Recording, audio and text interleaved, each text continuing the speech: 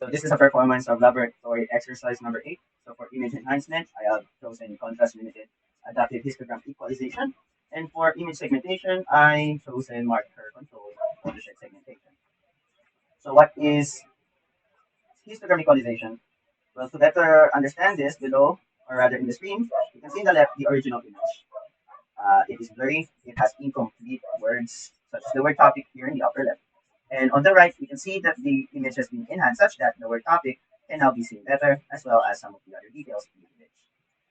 So a concrete example, this beautiful and attractive image of a man, and beside him is Kailin Alcantara.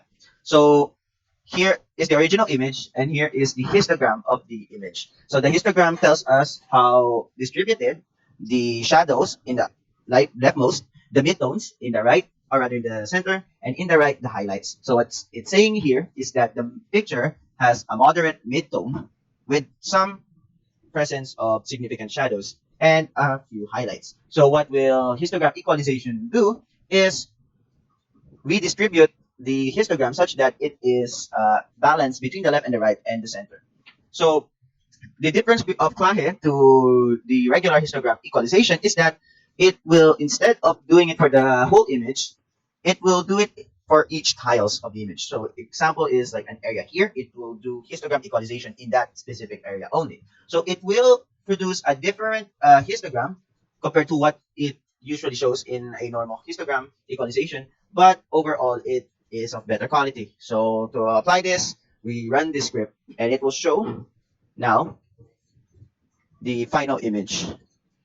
So here it is. On the left is the original image, and on the right is its enhanced image. So you can see here it is more defined, and the histogram here is more distributed equally. So now that it is done, we can now proceed to the image segmentation, which for this I will be using an image of my brother's toys. So here it is. Here are the toys. So first, step 1, I will compute the segmentation function using the gradient magnitude. Next, I will use direct watershed segmentation without pre-processing to show what it looks like. And it is dirty. So to make it better, first I will implement foreground markers.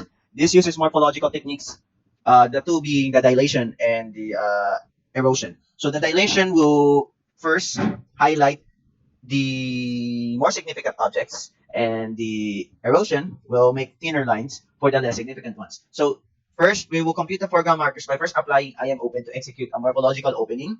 Then we will apply this next script.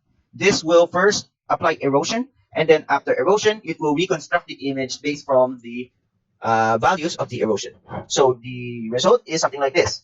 You can see it reconstructed such that all of these are still distinguishable, and for that we will then follow it by removing all the dark spots and the stem marks. So now it is a blurry image once again. Now we use I am dilate. After erosion, we use dilate to thicken the lines, and then we use reconstruct once more. So now this is the next image. You can see that the word nerf here is removed. Now, afterwards, we can calculate the regional maxima.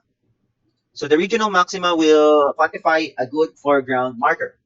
So if you will look here, you can see that after calculating the regional maxima and showing that, we can see that all of the white areas are those distinct objects. We can then superimpose the marker to the image.